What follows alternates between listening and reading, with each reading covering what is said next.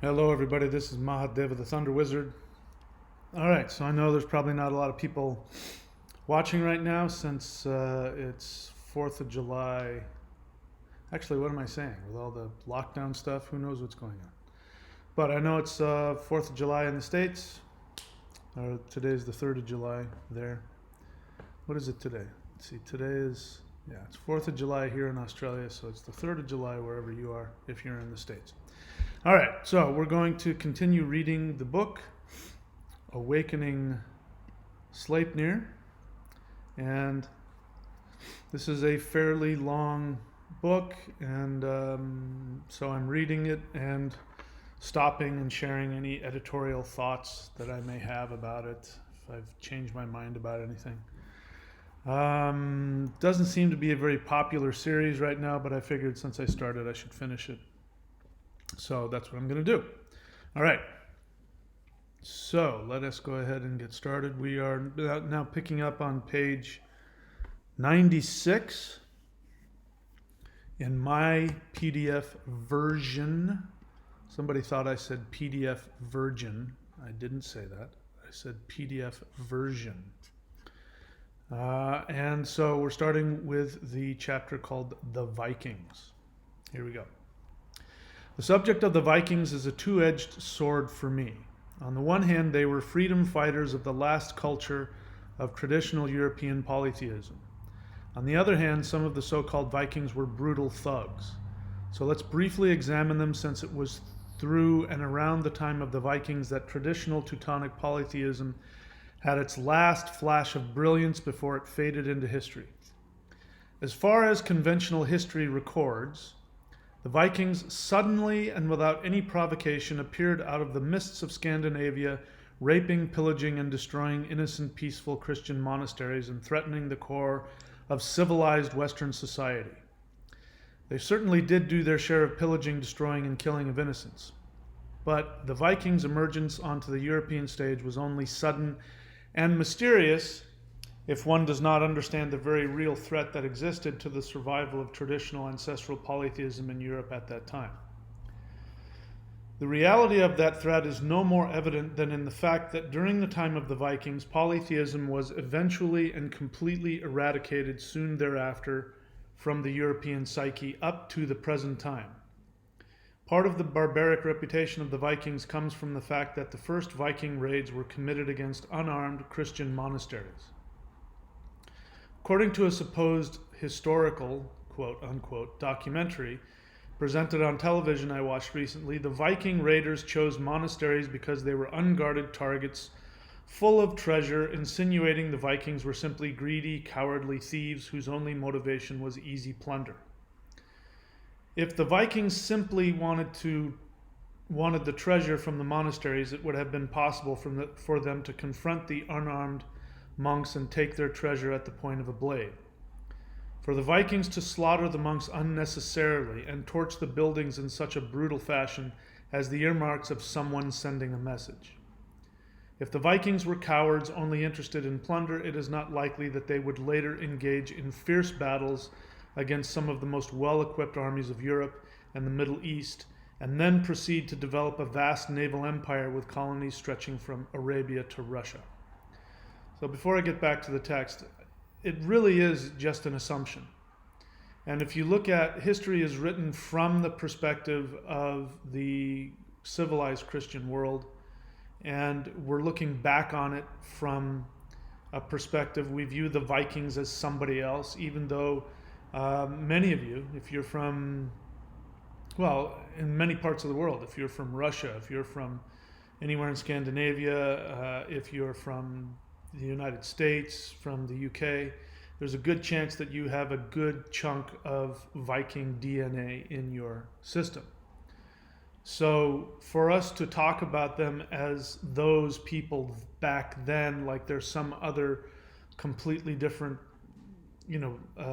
species, shows that we are not connected to our own ancestry. My last name, Denny, comes from Danishi, which means Danish, which means Viking. So who knows how many people with that last name, Denny, are not even related. They're just who knows how many people of Viking heritage that were in the, what is now the UK. So it really is an assumption that they just came out of nowhere, and we're making assumptions on their motives based on what one might think. Whereas if we look at this is a totally inappropriate similar comparison, but if we take suicide bombers, right? If we didn't know anything about them, if we didn't have any records of their communications, if they hadn't written anything down, and somebody just showed up and blew things up without explaining it, we would have to make assumptions about why they did it. And of course, we would understandably have really horrible assumptions about them, that they're evil, that they're cowardly, that they're, we would have all kinds of things to say about them. Whereas if we know now, at least even if we don't agree, and I certainly don't, that suicide bombers lots of times believe that they're doing the right thing. They believe they're protecting their people. They believe they're protecting their culture. And so we are doing the same kind of thing when we look back on the Vikings. We either glamorize them or we demonize them. And certainly history demonized them and made all kinds of assumptions about them. And I think part of what was happening is that you had a group of people who, they didn't, Vikings, polytheists, primitive Germanic polytheists didn't have writing. They were probably uneducated in the sense of the civilized world. So even if they did have, as I'm going to make the argument later, that they were actually freedom fighters, that doesn't necessarily mean that they were ethical in the way that they functioned. They had a warrior culture, and so their morality was different from quote civilized morality and all that kind of stuff. So we're looking back on them through the eyes of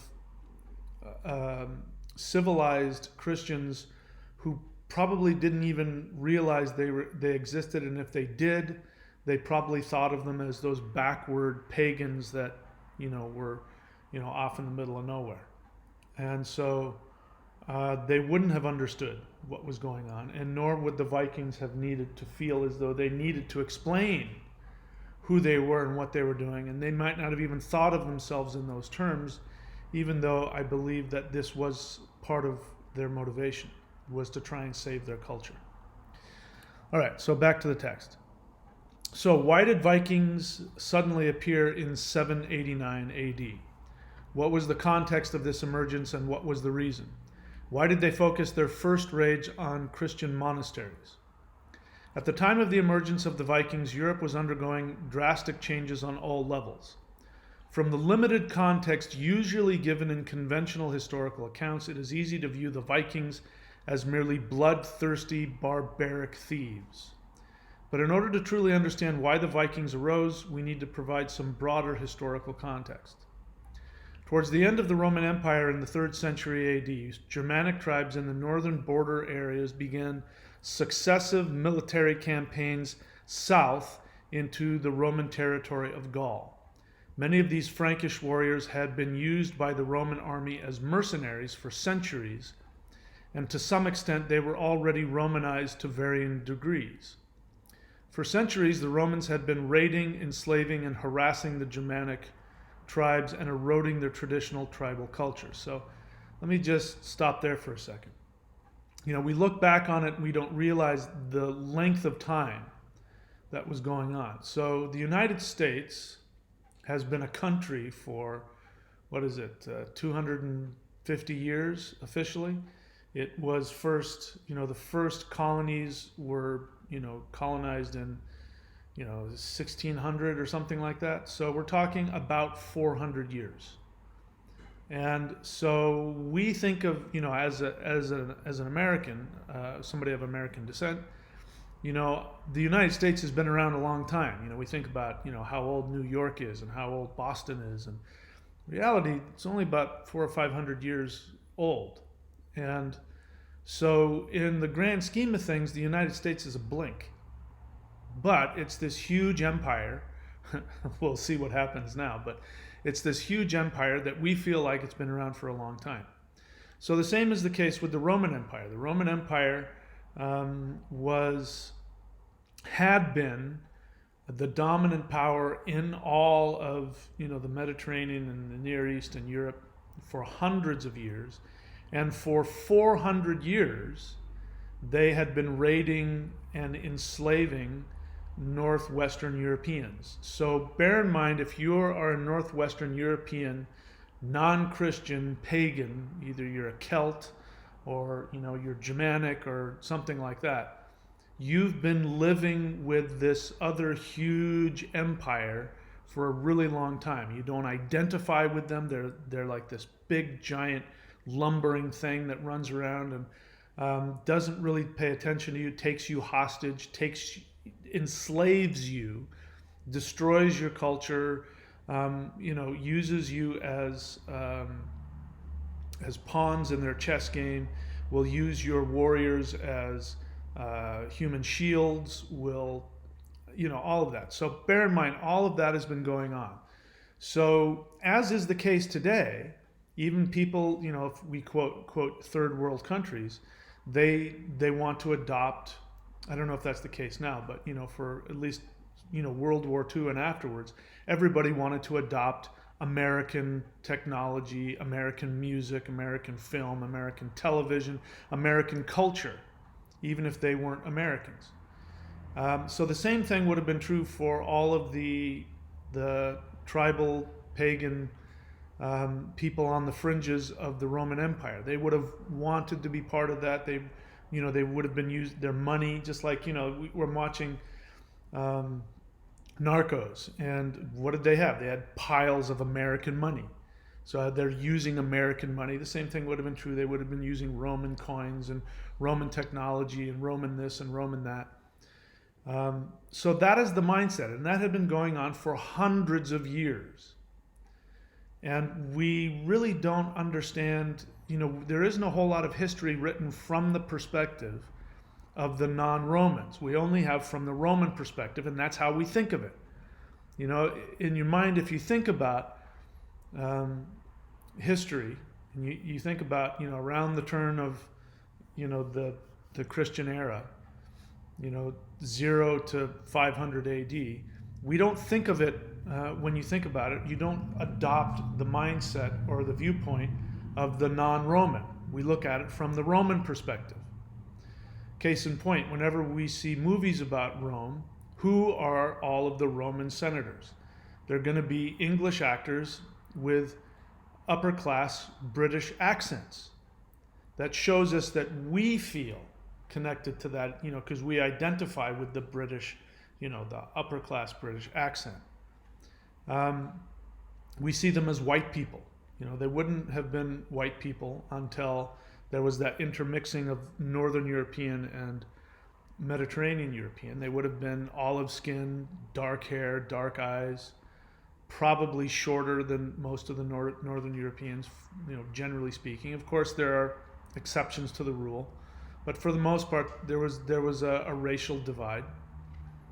But we don't look at it that way. Whenever we make movies about Rome, they're always, blue-eyed British people walking around in, the hot Mediterranean sun in their togas without any sunscreen. It's not realistic. And it shows that we don't have any personal connection if we are of that descent, which I am. It's okay if you're not, but we don't, even historically, even culturally, we don't have any connection to the Romans, because the truth of the matter is that even though we have adopted the Roman mantle and we're still sort of living the Roman Empire, we are a completely different culture for the most part.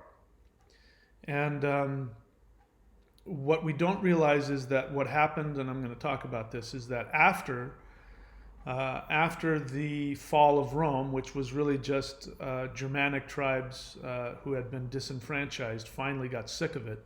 They'd been treated like slaves and held in giant concentration camps, and I've talked about that before. And they finally just revolted and took over Rome. But instead of completely replacing Rome and turning it into a Germanic state, they dropped their language, their culture, their religion, and adopted Roman language, culture, and religion, so much so that they didn't even identify with their past. And the reason for that is because for hundreds of years, their culture had been completely devastated and eroded. There wasn't anything left. They didn't want to be Germanic anymore. They wanted to be Roman. And, even like like Lombardi, right? It's a very Italian name, Lombardi, comes from Langobard, long beard. These were Germanic, they were basically, uneducated Germanic barbarians that came in and just started wearing Roman stuff and speaking in Latin and becoming Christian. That's the way, we talk about the Frankish warriors. Every time I see a French person get all bent out of shape about their language and their culture, the fact that they talk like this is because they are Germanic and they have a thick Germanic accent. And all that happened is you had these uneducated, barbarian, Germanic pagans come down and decide to start speaking Latin. And so French, it sounds like somebody's got marbles in their mouth, is because you got a bunch of thick accented German people trying to speak Latin.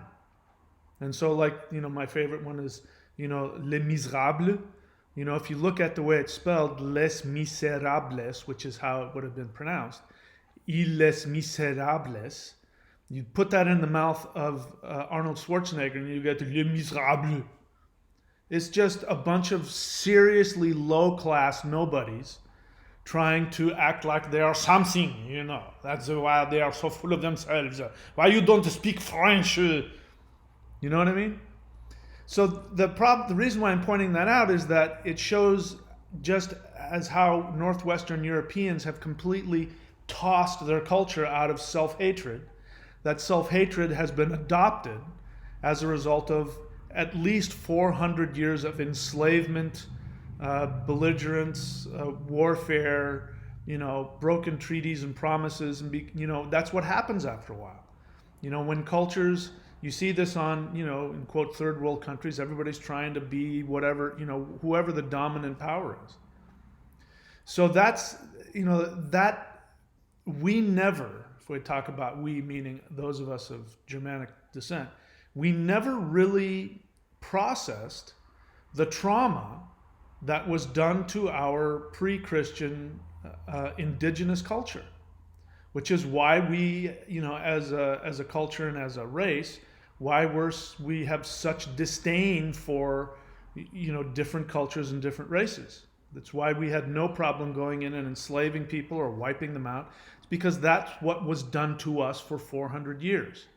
And as anybody, we find this with cultures that have been conquered and oppressed for long periods of time. They end up, adopting the mindset of their tormentors, of their captors, and then in order to overcome their own insecurity, they overcompensate by doing it even better. So we ended up being better slave traders and better racists and better, destroyers of cultures and genocide. And it's because we never looked at what happened to us. And so what I'm saying is that the wound of this apocalypse that happened in Northern Europe was never addressed. And we're still reacting from it. That's what all of this is about in the States. That's what racism is all about. So it's about people who have now, it's deep in our genetic makeup, it's in our bones, it's in our DNA. We have these karmic, generational, unconscious wounds that we take out on the world, that we take out on other people. This is my thought process. This is why the Vikings are so important, in my experience. All right, let's keep going. So, towards the end of the Roman Empire in the 3rd century AD, Germanic tribes in the northern border areas began successive military campaigns south into the Roman territory of Gaul. Many of these Frankish warriors had been used by the Roman army as mercenaries for centuries, and to some extent, they were already Romanized to varying degrees. For centuries, the Romans had been raiding, enslaving, and harassing the Germanic tribes and eroding their traditional tribal cultures. As the Roman Empire began to collapse, the Germanic Frankish tribes on their northern border began moving south into Gaul, capitalizing on the declining Roman military power and filling the vacuum left behind as the Roman military abandoned these areas. The modern name France comes from these conquering Frankish tribes. For a couple hundred years, the Frankish Empire had both Gallo-Roman Christians and Germanic Frankish pagans within its borders.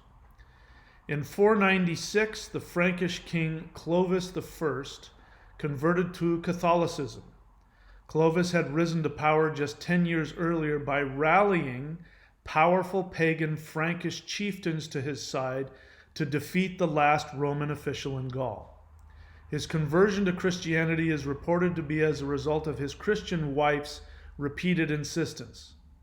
So even, converting to Christianity wasn't something that many Germanic tribal people did out of, sincerity. They did it for power, just to fit in. Whatever his motives for conversion, once Clovis had established dominion over a unified Frankish kingdom, his conversion to Catholicism opened up greater relations and cooperation with Catholic Rome and the Vatican, which was instrumental politically and financially in aiding his conquests of the pagan tribes. So whatever his motivations, this conversion was extremely helpful in consolidating his power base. After Clovis's conversion, many of the pagan chieftains who had fought with him rebelled and rallied around the pagan warrior Ragnacar, who had been instrumental in helping Clovis's initial rise to power. In response to the rebellion, Clovis had Ragnacar executed, and then any remaining pockets of pagan resistance were slowly absorbed into the Catholic Frankish kingdom through the influence of an increasingly growing network of churches and monasteries. The Frankish Empire had effectively destroyed the pagan tribal way of life to one resembling the previous Roman centralized empirical mindset, and this conquest would forever change the social, religious, and political mindset of Europe down to the present day. As the Frankish kings prospered and continued to add more territory to their empire, they brought Catholicism with them.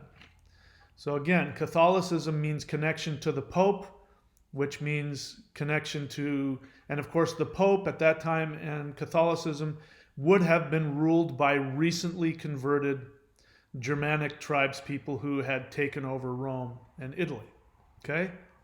Got it? So there's really, it's not even the same people, it's not even the same culture, it's not even the same Roman Empire. It was just it's like somebody going in and taking over a company. It's the same name, completely different people, completely different mindset, trying to act as though they're the same people. And they're not. Totally different. Rome, when it was taken over by the Goths, was effectively stopped existing at that point. It became then a Germanic replacement. They took over the language, the culture, the religion, but that's pretty much it. All right.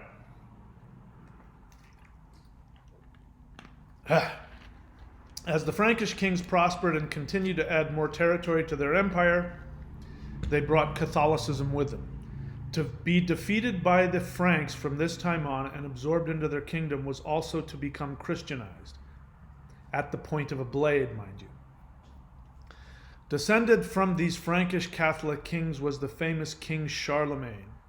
In 773, Charlemagne, aka the Holy Roman Emperor, began his military campaign against the pagan Saxon tribes to the north of the Frankish Empire.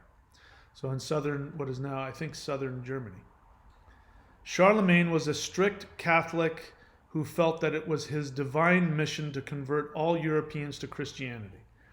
From 773 to 782, Charlemagne waged war against the Saxon tribes and their traditional religions.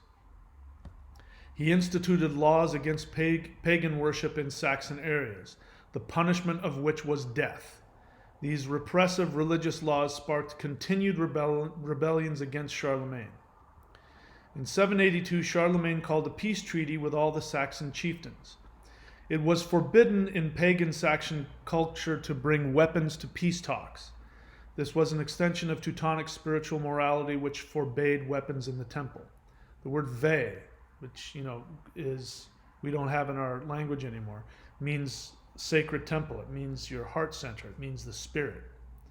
So you don't bring a sword into your heart space. You don't bring a sword into the temple. It was of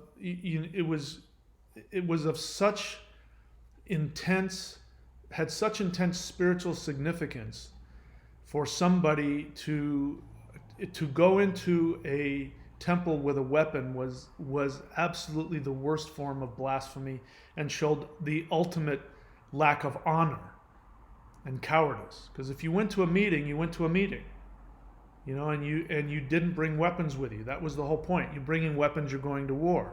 You're coming to have a conversation, you don't bring your weapons. This was part of tribal Saxon culture. Traditional pagan Teutonic culture was founded on the concept of honor and bravery. For the pagan Teuton warriors, it was expected that one show one's trustworthiness in peace talks. It was a matter of honor and pride to leave one's weapons at home during such meetings. To do otherwise in Teutonic culture would be a sign of deception and cowardice. It's sort of like, the Mafia, if the Mafias are, the family heads are going to have a meeting, you don't bring weapons. You meet on neutral territory. Everybody knows that. Because if you don't, then the whole idea of the whole Mafia family system just completely breaks down, right? So at some point there has to be honor among thieves. So there had to have been this honor for pagan tribal people to function. Otherwise, nothing would ever, successfully get worked out. This code of honor was deep part of the traditional pagan Teutonic warrior culture and their religious beliefs. Charlemagne himself, being descended from Teutonic pagan warriors, must have known of this aspect of traditional Teutonic spirituality, and he capitalized on it. At the peace talks, Charlemagne's army, bear in mind, what happens is to these peace talks is one chief shows up with maybe one attendant. That's it. And you represent and there's 5 or 6 chieftains coming together from different parts of wherever. This is what was happening, and this is what Charlemagne called for. So he knew they were going to show up without any weapons and without any army. At the peace talks, Charlemagne's army surrounded the unarmed Saxon pagan rebels who had voluntarily come to negotiate peace, and he ruthlessly executed all 4,500 of the Saxons in what is known today as the Massacre of Verdun. Some accounts speak of the rivers running red with the blood of the slain. So if he executed 4,500 of them, and if only 1 or 2 or maybe 3 or 4 people are representing one district or one tribe, that means in essence, if we're talking 4,500 people, maybe we're talking 50,000, 100,000 people that are being represented. I'm just picking out numbers. Obviously, it's a lot more than 4,500. So in essence, he went and just slaughtered the entire, took over by just taking out all of the heads of the tribal Saxon representation. He just took out all of their chiefs all at once. It would have had a devastating effect, and it would have sent a very clear message of terror to the people still alive.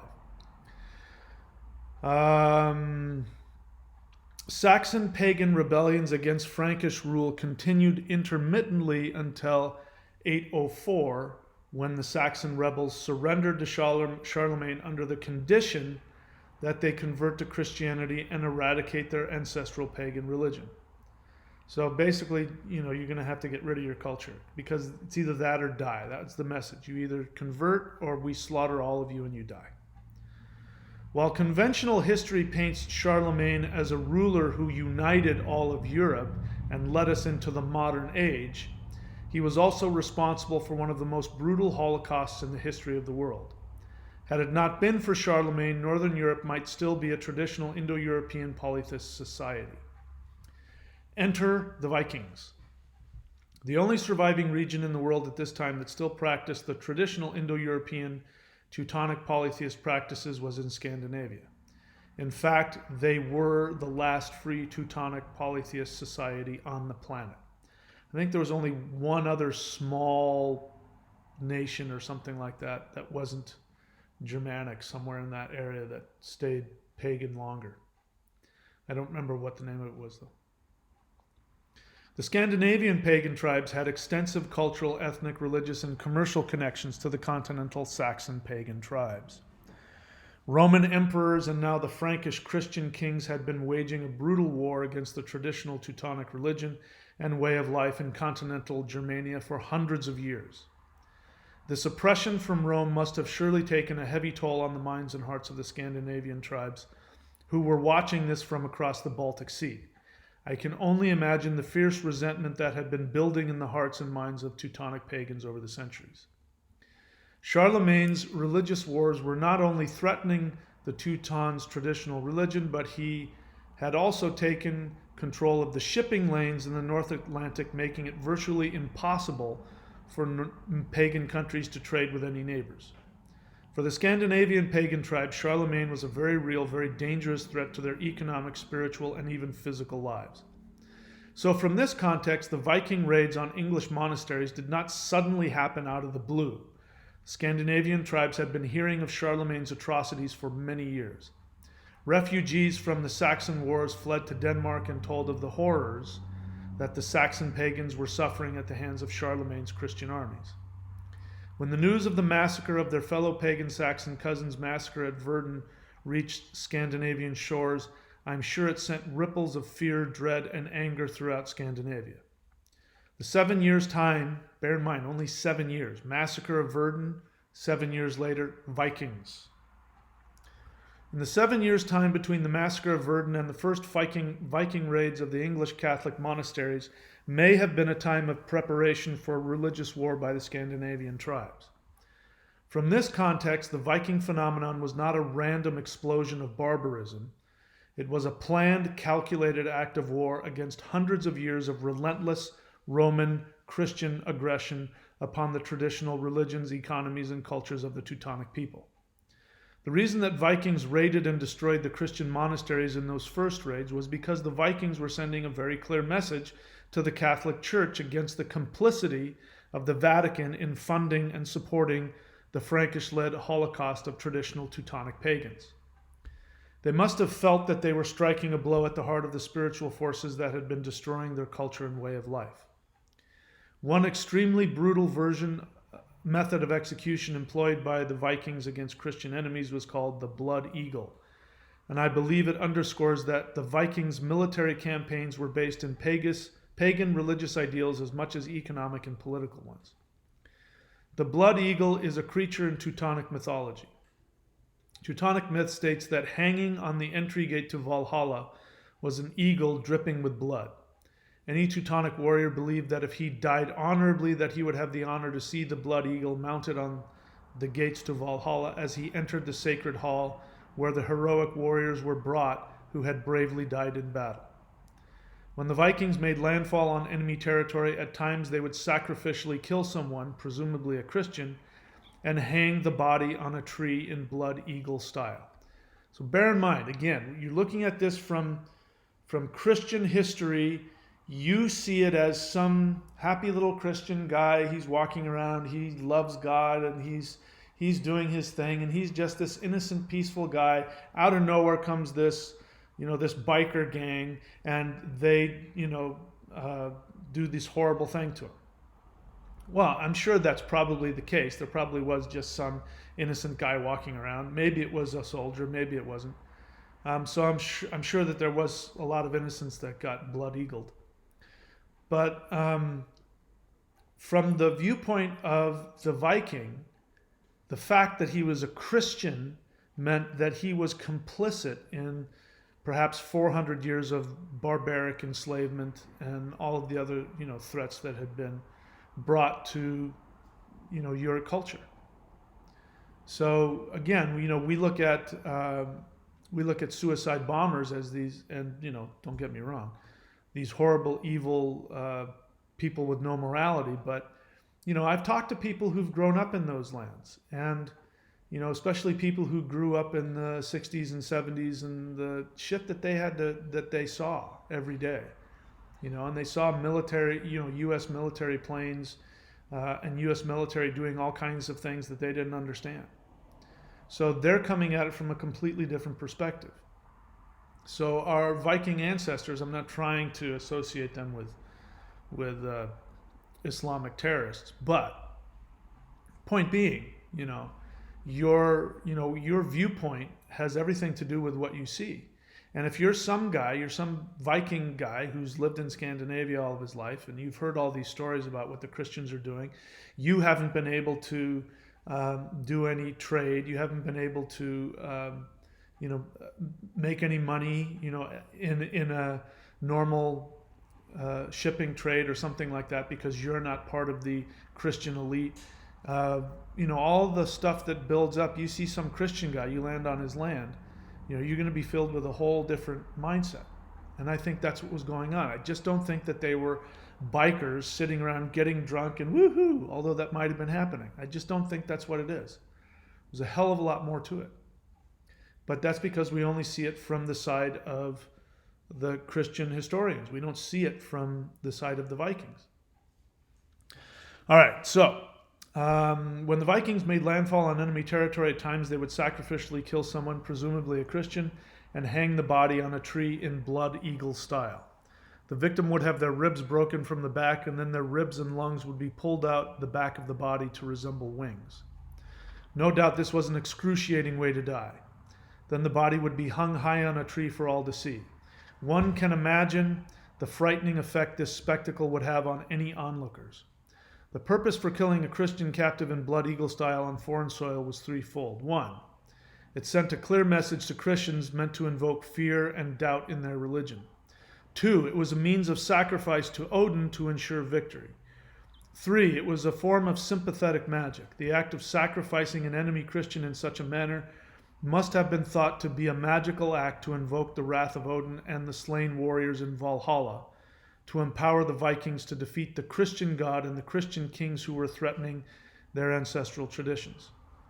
While I personally disagree with the Viking warriors' interpretation of the meaning of the blood eagle, it seems a very logical and literal understanding that must have been held by many traditional Teutonic warriors. Soldiers in general tend to be very literal in their thinking, black and white, especially during battle, so this does not surprise me.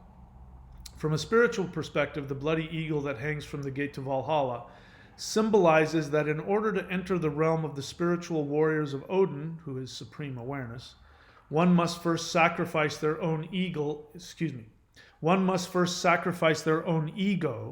symbolized by the eagle, and leave it hanging outside the sacred hall of Odin. So in other words, you got to leave your ego outside before you get into Valhalla.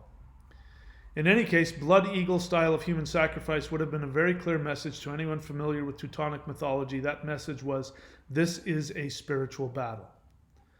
It is possible that by the time of the Vikings, the English and Frankish Christians they fought were no longer familiar with their own ancestral mythology and did not comprehend the message the Vikings were sending with these brutal sacrifices.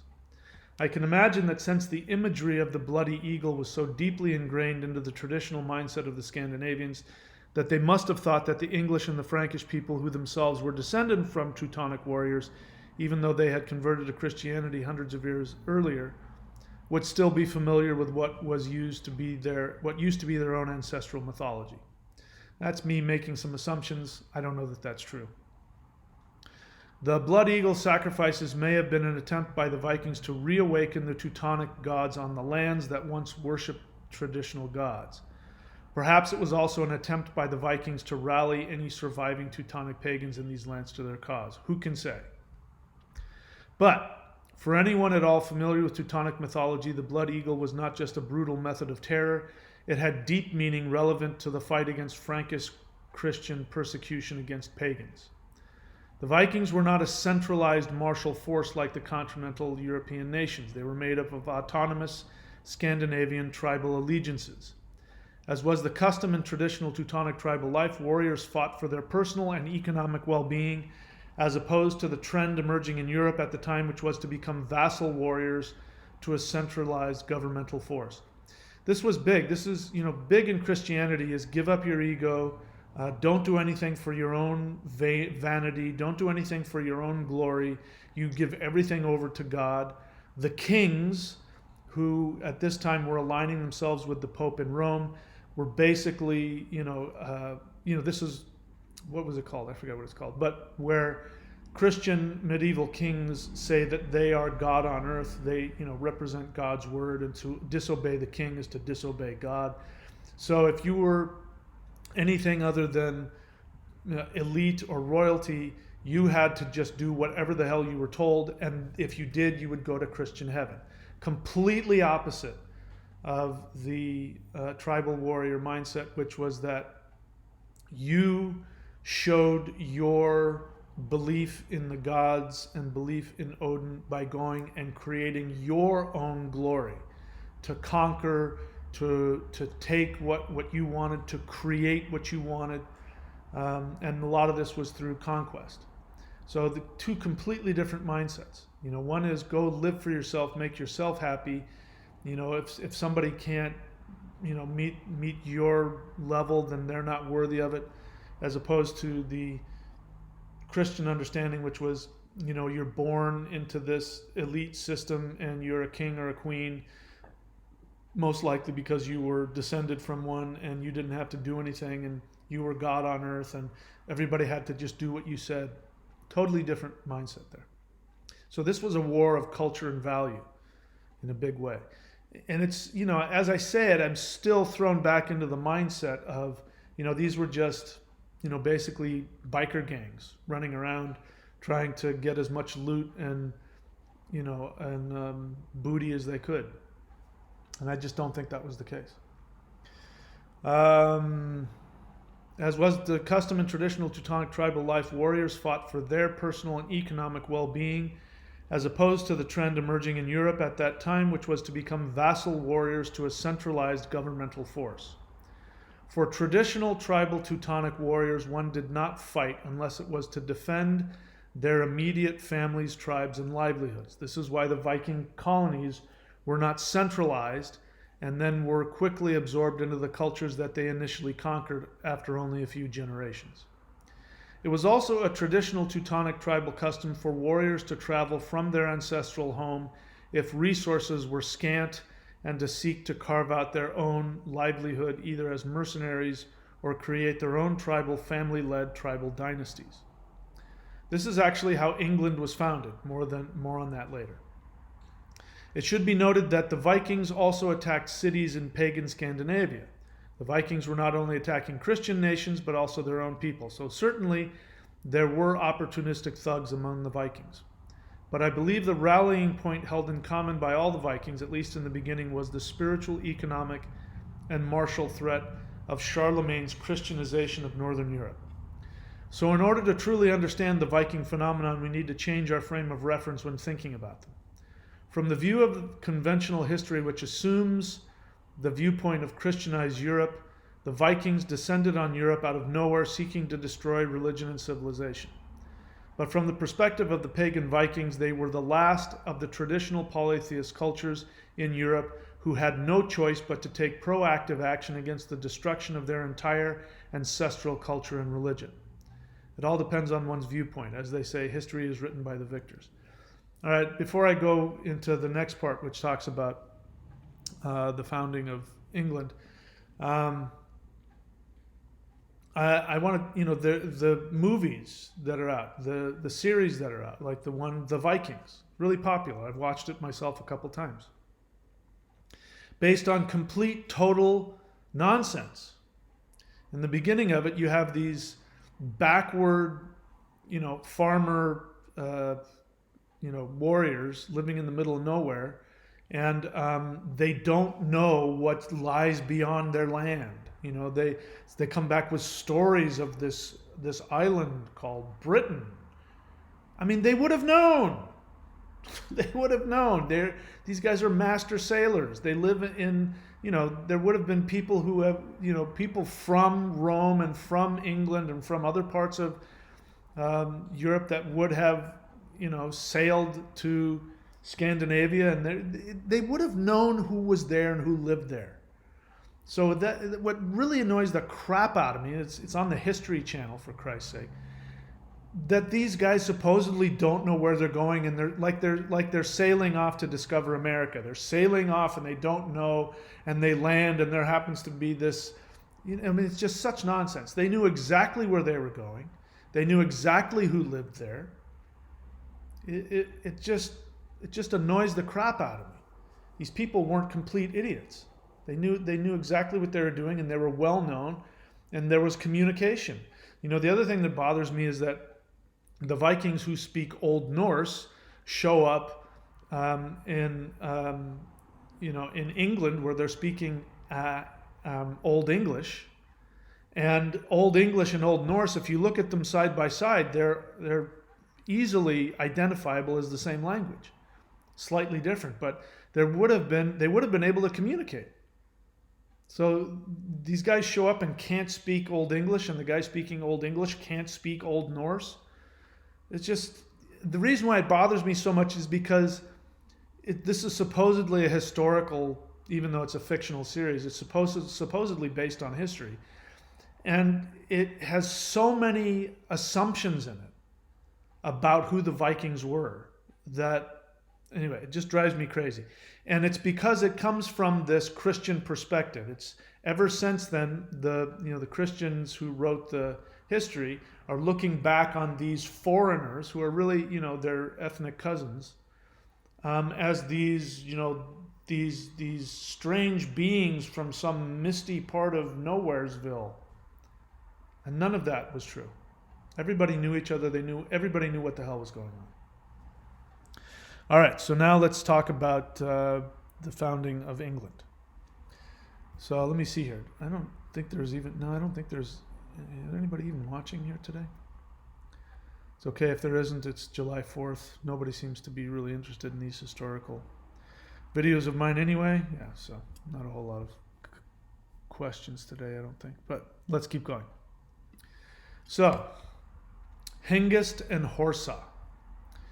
Parentheses, the real story of the Anglo-Saxon invasion. So before I go any further, I grew up believing that, ancient England was Arthur and the Round Table, and that there was this horrific invasion by these horrible barbarian Anglo-Saxons who came out of nowhere and attacked the poor, innocent British Druidic tribal culture and stole their land from them and all of that garbage. And that has nothing to do with history. I don't know why that's taught. I don't know why people believe that. The only place we find that is in the Arthurian romances, which were written in France hundreds of years later. And it was all fictional. It doesn't come from any history. I don't know if it comes from any mythology, but it's just pure fantasy. And even today, because the Romans wiped out the Druidic religion, even to this day, those people who try to create traditional Druidic mythology and religion use the Arthurian romances, the romance novels, the story of King Arthur and Merlin and Guinevere, and it's all nonsense, and it has literally nothing to do with the pre-Christian Celtic religion. That religion was wiped out. That religion was wiped out probably in 200-300 AD. Gone. Nothing left. The reason I bring that up is because, I believed for the longest time that was my ancestral tradition, because I thought I was of Celtic ancestry. So I thought that's what my ancestors were like and all of that, and I had this anger and hatred towards those barbaric Germanics that came over, those Anglo-Saxons that came over and stole our, my indigenous land of Britain and all that. We're going to find out that none of that is actually what happened. So, back to the book. In my first book, The Thunder Wizard Path, I shared about how I was forced to face my own ethnic self-hatred as a person of Teutonic heritage when I came to realize that I was descended from Viking raiders instead of Celtic Britons. I also have considerable Anglo-Saxon DNA in my blood. On my mother's side, I'm descended directly from the first wave of immigrants to North America from England in the late 1600s. I, like most people, had accepted a version of history of England as one which involved the brutal conquest of the island of Britannia by bloodthirsty Saxon barbarians capitalizing on the vacuum of law emerging from the wake of the Roman exodus of Northern Europe. According to the popular but inaccurate version of the Anglo-Saxon invasion, as Rome retreats from the outer borders of the empire to quell internal unrest, the innocent civilized Romano-Celtic Britons are left helplessly defenseless against the murderous destruction of the lawless barbarian Germanic hordes who descend on Britain and plunge the island into a chaotic bloodbath. Even though this popular version of history has no real basis in the actual recorded events, most people still think this is how Romano-Celtic Britannia became England. In all fairness, there was a pretty lengthy and bloody conquest of Britannia, but as with the Vikings, we will see that it was not what we have been led to believe by popular cinema or the French medieval fairy tales of King Arthur and the Druid Merlin heroically battling the Saxon invaders. As I researched the history of England, bear in mind, let's just talk about that for a second. The Druid Merlin, right?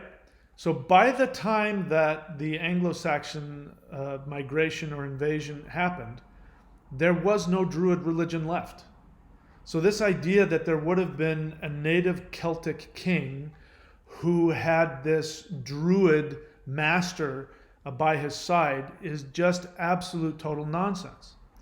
The Druids were driven into the sea by the Roman Empire. We have historical accounts from Roman soldiers who were absolutely in terror because the Druid priestesses were, screaming curses down at them as they're literally being pushed off of a cliff into the ocean. This is what happened to the Druid religion. So the idea that, whenever this was, 300 or what did I say it was? Or did I give a date? I don't know if I gave a date yet. So the idea in 43 AD, 410.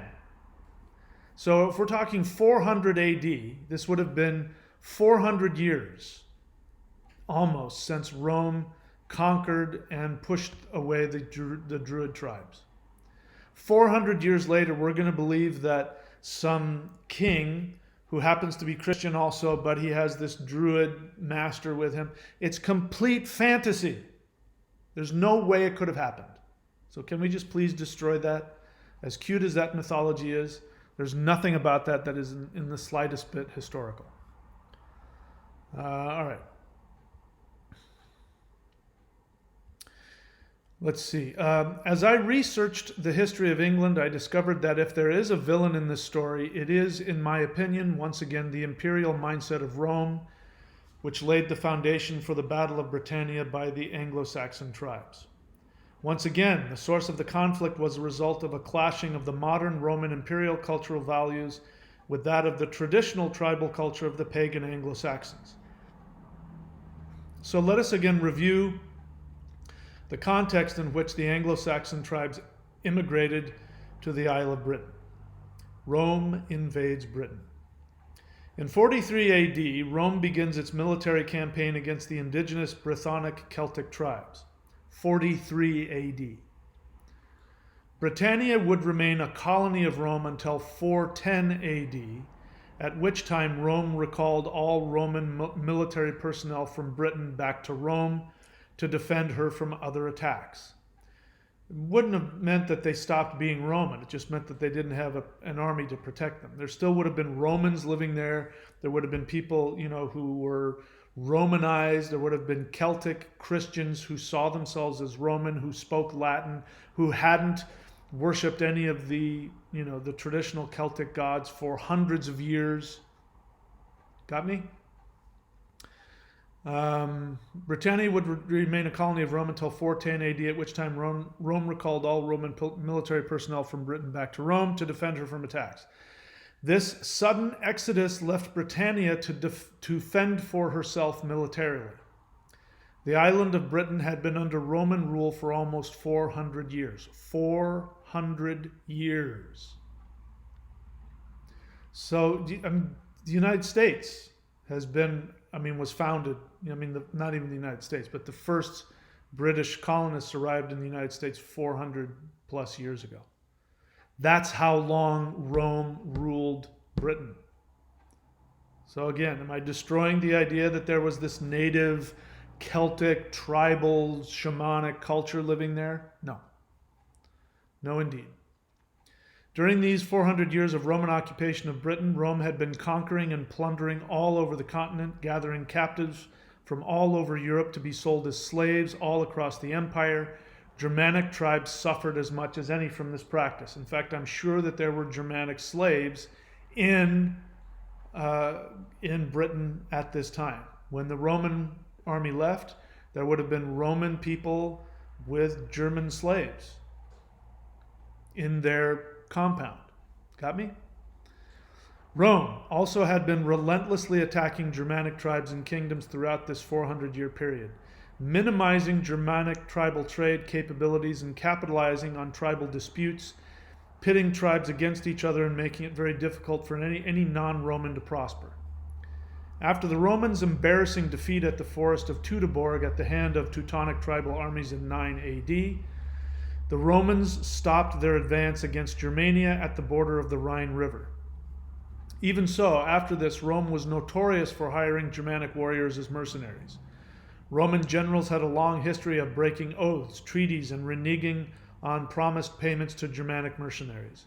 In short, in the eyes of the Germanic tribes, Romans simply could not be trusted. They had no honor. Central to the Teutonic tribal pagan warrior code was one of honor, bravery, and trust. For a Teutonic warrior, his most prized possession was his word. Without his word, he was nothing. Romans did not view barbarians as equals. Therefore, they would frequently break their word to barbarian tribes when it served their immediate purposes. Sound familiar? Reminds me of the European colonization of the Americas. For a tribal warrior, there was nothing more despicable than a man whose word could not be trusted. Such a person was not seen as being worthy to live. It is hard for me to convey to modern readers how serious this kind of offense was to our pre-Christian ancestors, because Europeans have in recent centuries been breaking their oaths for hundreds of years, and we have gotten all too familiar with this practice. We may not like it, but we are desensitized to it. Just to give the reader some idea of how long 400 years is, compare the Roman occupation of Britain to the English colonization of North America. According to U.S. history, the first English settlers arrived on American soil in the year 1607. That means at the writing of this book, the English language has been spoken on this continent for 409 years. As an American myself, 409 years sounds like a very long time to me, yet this is how long the Romans had been imposing their rule over the indigenous Celtic cultures of Britannia. If we compare the influence of that English settlers have had on the indigenous peoples of the Americas to the Roman occupation of Britannia, we can get an idea of the extent that Roman imperial culture must have had on the British Celts. In short, by the time of the Roman Exodus, the British Celts had been completely Romanized. Many, if not most of them, had also become completely Christianized. This background context is necessary to understand why the Saxons ended up conquering the British island. Arthurian Mythology. The popular New Age myth based on the post-Christian medieval fictionalized novels about the mythical King Arthur says that at the time of the Anglo-Saxon migrations into Britannia, the indigenous Teutonic Celts were still practicing their indigenous pagan religion. This mythology, while entertaining and romantic, has no basis in historical fact. To understand this, we need to look once again at the Roman conquest of Britain. Shortly after the Roman invasion of Britannia, the Roman army began a campaign to eradicate the indigenous Celtic religion on the Isle. The influence of the Druid priests was considerable among the indigenous Celts, and the Druids were constantly brewing up trouble for the Romans. So to deal with this problem, the Roman army decided to hunt down and kill all the Druids. As a result, the Brythonic Druids were chased across Britain and literally driven into the sea. And I mean the Roman army literally pushed all of the remaining Druids over a cliff and into the sea to their death. The Romans record the horrifying screams of the Celtic women interspersed among the male Druid priests, who were desperately screeching magical chants in a vain attempt to halt the slaughter. The Roman soldiers report that had it not been for the fact that they would have been executed if they relented, they would have stopped the assault out of fear of the Druids' magical chants and curses being hurled at them as they advanced. Who knows what power or eventual effects those curses may have had on the Roman Empire. Consequently, by the time the Saxons had arrived in Britain, the indigenous Druid religion had been eradicated for almost 400 years. When Christianity became the official religion of the Roman Empire, the island of Britain was among the first to incorporate Christianity. Many, if not most, of the Britons in 400 AD saw themselves as civilized Roman citizens and Christians. And I only wrote many, if not most, because I just didn't want to say all, but I'm prepared to guess that all of them were Roman citizens and Christians at that time. The Anglo-Saxons would surely have been the native British. The Anglo-Saxons would surely have seen the native British as Roman citizens and Christians. The king of the Celts, Vortigern himself, was a Roman Catholic, and after inviting the Saxon mercenaries to be his private army, refused to grant them noble British titles because the Saxons were pagans and therefore would not be accepted by other Romanized Christian Celts. So let us please first discard the myth created by the later French medieval romantic writers about the heroic King Arthur and the Druid magician Merlin fighting the Saxon invaders. It didn't happen. The Britons were Romanized Christians who desperately needed protection from their neighboring pagan Celtic tribes, and for this reason they sought help from the nearby pagan Germanic mercenaries. The British Celts were not innocent tribal pagans whose indigenous ways were savagely obliterated by the merciless Germanic hordes. The fact that this historically inaccurate stereotype of the marauding barbarian Saxons slaughtering the British Celts continues to be taught as fact is testimony to the deep, unconscious self-hatred still existing among the Germanic peoples, which was brought about by the religious persecution of medieval Christianity, and before that, the cultural enslavement and persecution done by the Romans for hundreds of years before that. Saxon honor code versus Christian relativism. I remember being told that in most Native American languages there was no word for lie until the arrival of European Americans. As I remember hearing the explanation, for Native peoples, when one speaks, their words are filled with their own spirit through their breath. Breath was equivalent to the spirit and life itself. So when one speaks an oath out loud, their spirit is eternally connected to that spoken word, and this oath is irrevocably recorded into the fabric of the cosmos. In the eyes of a native, if one were to go against their word or to knowingly speak an untruth, they would be nullifying their own existence, their own soul. This would result in the spiritual death of the individual. This is why Native Americans kept making treaties with European Americans and why they were so confused when those treaties were broken. While breaking oaths may have become understandable to modern Europeans, it was not always this way. As it turns out, this concept of a person's word as being synonymous with his spiritual essence was the same for our pre-Christian Teutonic warrior ancestors. And while this honor code may sound poetically romantic in our modern eyes, this was actually just a matter of practical survival for our tribal ancestors. When one lives in a tribal community and is surrounded on all sides by potentially hostile neighbors, one must be able to implicitly be trusted in peace negotiations.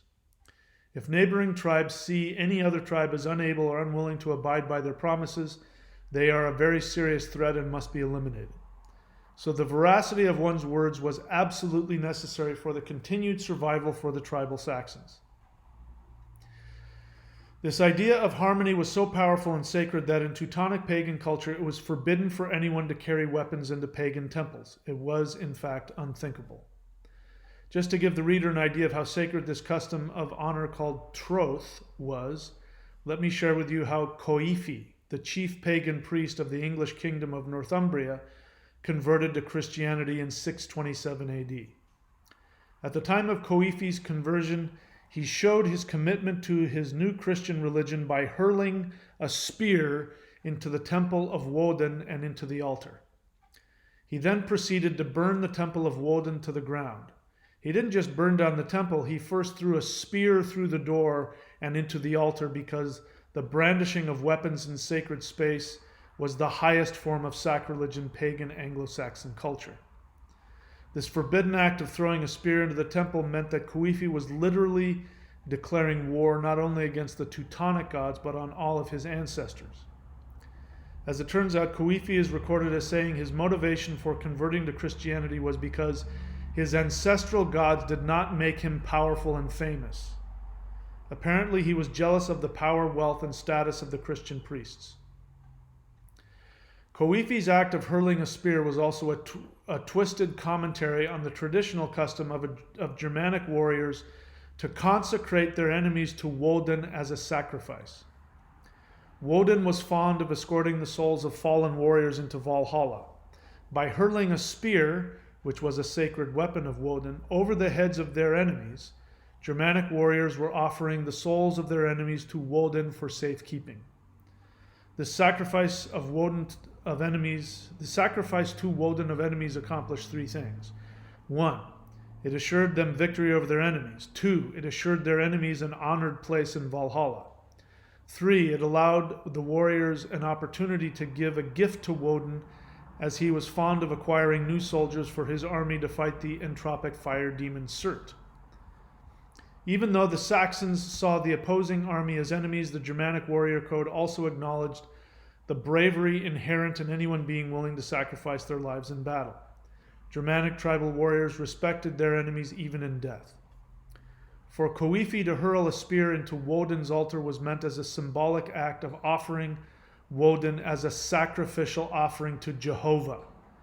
It was pagan blasphemy at its absolute worst. No act would be more unforgivable in polytheist Saxon culture. Weapons were not allowed in the Teutonic temples because the temple was meant for healing, not for violence. The temple was not only the home of the gods, but also the meeting place of the ancestors. The temple is where the ancestors came to bless, heal, and instruct the living. It was thought that people could not survive if they were not connected to their ancestors' blessing and advice.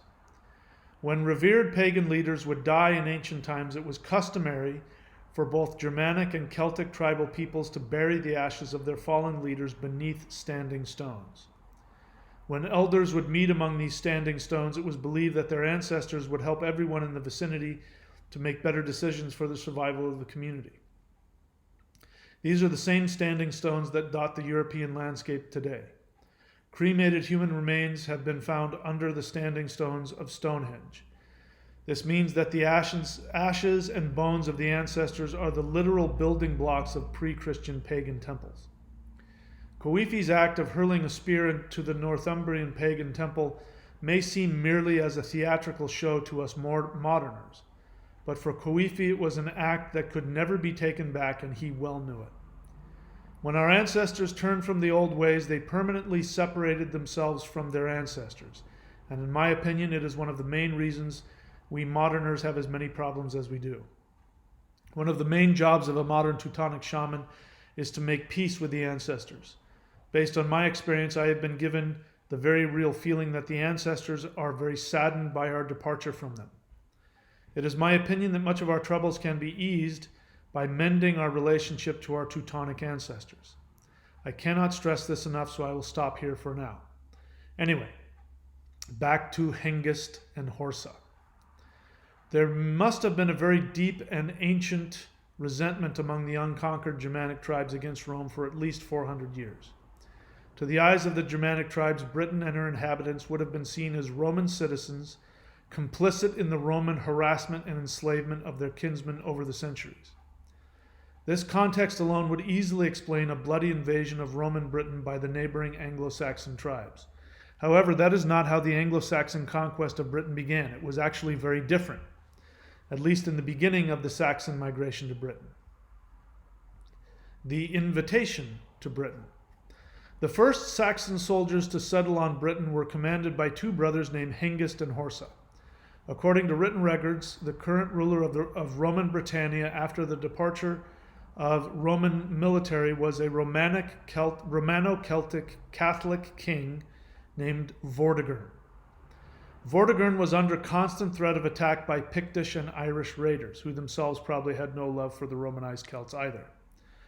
Vortigern is reported to have asked for help from Germanic warriors to come and work for him as mercenaries to protect his kingdom from these increasing attacks. Again, they were invited. Hengist and Horsa are said to have come to Britain and offered their services as mercenaries to Vortigern in exchange for a permanent settlement for themselves and their families. It was Teutonic tribal custom for men of fighting age to travel from their homeland and seek their fortunes as warriors in foreign lands. There was a very practical survival reason for this custom. In many areas of ancient Northern Europe, especially during the Roman era, resources were limited. Unlike today, people had to be able to live within the limitations of their immediate surroundings in order to make sure that renewable resources would continue to be available for successive generations. If the population exceeded a certain number, then the continued availability of natural resources would be in jeopardy. When the population exceeded the estimated resources available, then there would be a call for volunteers to leave the community in order to allow the rest of the population to be able to survive. So for a young man to volunteer to leave home to become a mercenary was not just for personal glory, it was an act of sacrifice intended to help one's family survive. It was a Teutonic matter of pride to sacrifice one's life for the sake of one's kin. The myth of Valhalla, where brave warriors who died in battle, was more than just a poetic fantasy. It was a necessary myth of survival. As the story goes, such a situation was happening in Hengist and Horsa's homeland in continental Saxony, and so the two brothers volunteered to lead an army of their kinsmen in search of a king or warlord who might be willing to offer them some land in exchange for their services as mercenaries. Hengist and Horsa knew that they could never return home. It was very likely that they would be killed by enemy tribes or even by distrusting kings or chieftains. They may have ended up as pirates, bandits, or wanderers with no home. In any case, this was a one-way passage away from home with no sure destination. The most secure and honorable profession would be to find a king or warlord or even a Roman commander willing to hire them as mercenary soldiers. Before departing Saxony, a census was taken in their home village, and when the optimal number of people for the survival of the community was determined, the elders asked for a certain number of people to volunteer to leave their homeland. Lots were cast among volunteers until the required number of people were requested. The number of people requested to leave was reached. These young volunteers became the army led by Hengist and Horsa. Hengist and Horsa landed on southern Britain in 447 and offered their military services to Vortigern, king of the Britons, and were accepted as his personal bodyguards and private army. In exchange, Vortigern promised to give land to Hengist and Horsa and to the Saxon men under their command. It is important for the reader to understand that according to Teutonic warrior code, as soon as an agreement was struck between the two parties, that Hengist and Horsa no longer saw themselves as Saxons, but as was their tribal custom, they now saw themselves as members of Vortigern's family. They had pledged their allegiance and lives to Vortigern. As long as Vortigern fulfilled his vows to them, Hengist and Horsa would have been obliged to fight anyone that threatened Vortigern's kingdom and sacrifice their lives for him, even if that meant they had to fight against Saxon invaders. It was not Hengist and Horsa's intent to betray Vortigern. To do so would have been an unthinkable act of cowardice and dishonor for a traditional Saxon warrior. Vortigern's new Saxon army, led by the two brothers, was very successful in beating back the raiding Pictish tribes that were vexing Vortigern. Seeing the bravery and skill of the Saxon warriors in battle, Vortigern offered the Saxon brothers more land and money.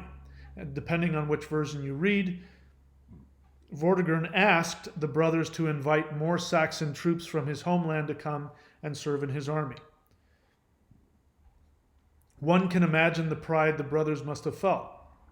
Previously homeless exiles, they were now triumphant heroes who were in a position to offer a better life to more of their own countrymen. So do you get this? The people in Saxon Germany aren't sitting around saying, hey, who can we invade? They would have seen Britain as its own place. Whatever feelings they may have had, whether they knew or didn't know about whatever the history was, they weren't sitting around thinking about, let's go attack these guys, even after the Romans left. The Celtic tribes were. The Pictish and the Irish were doing that. But the Germanic peoples, I mean, I'm sure that there was some raiding, but it wasn't the way we've been taught to believe it was. They were invited. Old friends and family, once separated by voluntary exile, would be reunited again. What joy. It is recorded that entire Saxon villages migrated to Britannia to become honored warriors for their new British king, Vortigern. Bear in mind, whole villages. That means mom, dad, grandma, the kids, women, because they were being offered land. They were being offered land to farm. Once harassed and reviled, these Saxon warriors could now become honored citizens of the empire that had once despised, enslaved, and humiliated them. According to another written version, seeing the relative emptiness of the British landscape as a result of the Roman exodus combined with Vortigern's need for a larger army to defend against his enemies, Hengist asked Vortigern if he could send back word to his homeland to invite more of his kinsmen to Britain to strengthen his army. Perhaps the truth is a combination of the two versions. The land was empty from the Roman exodus and Vortigern needed more help. In any case, it is clear from these records that the act of sending for more Saxon troops was done with Vortigern's explicit and sanctioned permission. This was not an invasion, at least not yet. Entire Saxon families arrived in Britannia seeking a better life. More promises and more oaths were taken on both sides. Britannia was becoming more secure from their enemies. Hengist gave away his own daughter Rowena to Vortigern, who had become smitten by her beauty. This marriage between Vortigern and Hengist's daughter made Hengist Vortigern's father-in-law. According to Saxon tribal custom, this wedding also made Hengist an honored member of the royal family in Vortigern's court. Hengist once again spoke sacred oaths of loyalty and commitment to make Vortigern's kingdom successful and powerful by driving away all of Britannia's enemies. Hengist vowed to make Vortigern powerful and secure and increase his kingdom. For Hengist and Horsa, things were working out very well. Most importantly, their tribal Saxon value of honor was being satisfied beyond their wildest dreams. But not all native Britons shared Vortigern's amity with the foreign pagan Saxons. Very soon it would become all too apparent that the Britons did not share the tribal Saxons' sense of honor and loyalty. The Saxons would once again experience the Roman imperial custom of breaking sacred oaths once the danger from enemies had subsided. With reinforced troops from Saxony, Hengist, Horsa, and their Saxon army were dispatched by Vortigern to the north to once and for all vanquish the Pictish tribes that had been harassing Vortigern's people. The Saxons boarded their ships and sailed for what is now Scotland. The Saxon mercenaries were very successful in their battles against the Picts, and they indeed strengthened Vortigern's kingdom significantly. After a successful campaign, the brothers triumphantly sailed back to Vortigern's castle in Britain with the good news. However, while Hengist and Horsa were in the north fighting and dying to protect Vortigern's interests, other British nobles, along with Vortigern's own sons, were plotting to betray the Saxons. So you got it? They're off fighting and dying, and at home, his own sons and the rest of the Celtic British elite were plotting to get rid of these guys, who are literally bleeding for them. Vortigern, in typical Roman imperial fashion, bowed to political pressure, and when the Saxons returned, he promptly told the Saxons that he had changed his mind about their previous agreements and wanted the Saxons to leave Britannia. Vortigern asked all the Saxons and their families to whom he had promised lands, cattle, and money, would they now please immediately pack up and go back to Saxony, no hard feelings. Here's where the clash of cultures causes a very serious problem. Changing allegiances and reneging on treaties was commonplace by this time in Roman politics and war. As such, it was not uncommon for the Romanized Britons to engage in this kind of behavior. Those within the empire might understand that this was just politics and was not personal. For the traditional tribal Saxons, however, once a pledge was given, it could not be retracted. For a Saxon warrior, death in battle was the only honorable way out of a sacred oath. In their minds, cowards and those who broke their sacred oaths ended up in the lowest parts of the underworld after death.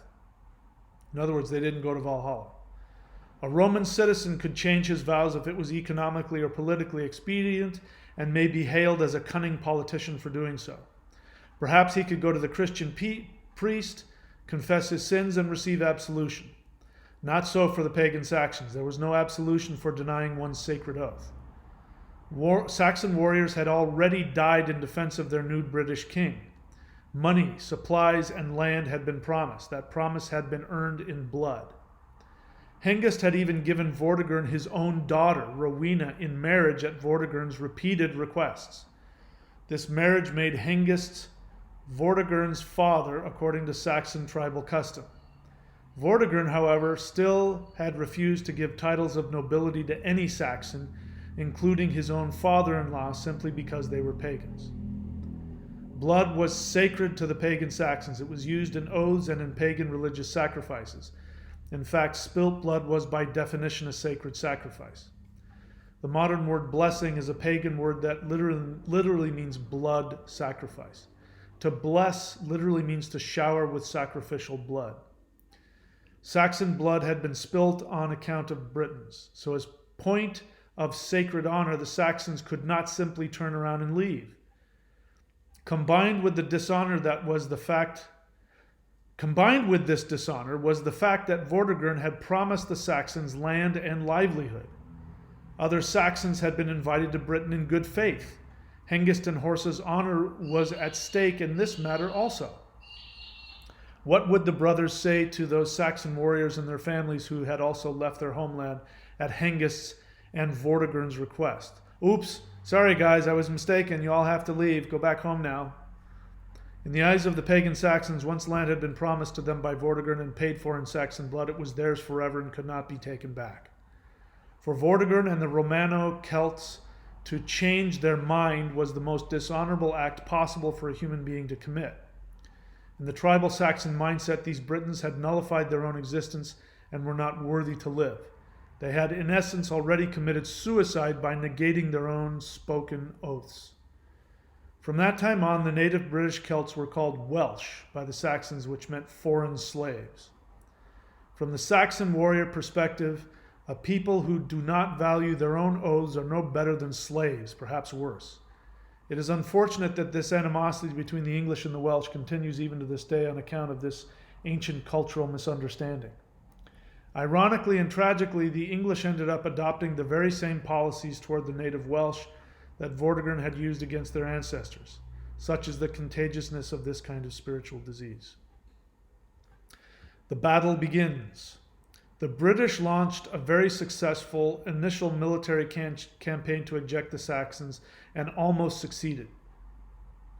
Horsa was killed and the Saxon armies were driven back to their boats and almost sailed away. Hengist held Vortigern hostage and called for a peace talk with the British nobles. However, since the Britons and Vortigern had betrayed the Saxons' trust, Hengist and his men killed the British nobles in the middle of the peace ceremony feast. For the Saxons, this may seem out of character, but in their minds, the British nobles were oath breakers who were not fit to live. Battles between the British and Saxons continued, with no clear victor for a while. When word of Vortigern's treachery reached the continental Germanic tribes, many more Teutonic warriors from the tribes of the Utes, Angles, Frisians, and others came to Britannia, but this time not as invited guests, but as conquering enemies. This is when the real Anglo-Saxon invasion began. We may look back on this now and see it as opportunistic barbarian invasion. No doubt there was some innocent lives lost and land stolen. But I cannot help but imagine that when the news of the Romanized Christian Vortigern's treachery against the promises made to Saxon warriors reached the various Teutonic tribes in continental Germania, that it must have reawakened some very old racial, religious, and cultural wounds inflicted by over 400 years of Roman aggression, oppression, and enslavement against the Germanic tribes. The continental Germanic tribes were now facing the threat of the same kind of treatment again, but at the hands of Romanized Celts in Britannia. It must have been just too much for them to tolerate any longer. Centuries of anger, resentment, and frustration boiled over. The fight was on. Eventually, the invading Saxons, Utes, Angles, and other Germanic tribes gained the upper hand over the Britons, and over time conquered the majority of the Isle of Britain and transformed it into the Kingdom of England, Anglelonde. All right, so I could keep going, but I'm going to stop for now. I don't think there are any questions. Let me take a look here. How long have I been talking for? I don't see here. Let's see. How long have I been talking for? For an hour and a half, so I can stop here for now. Gununga Greg. Okay, I need to show him there.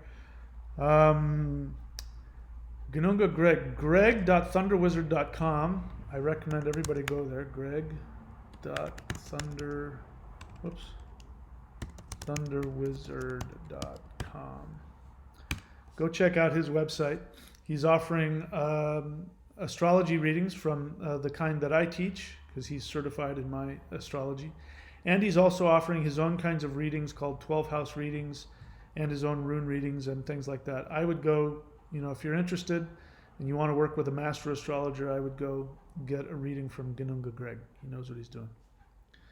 I don't see anything else here.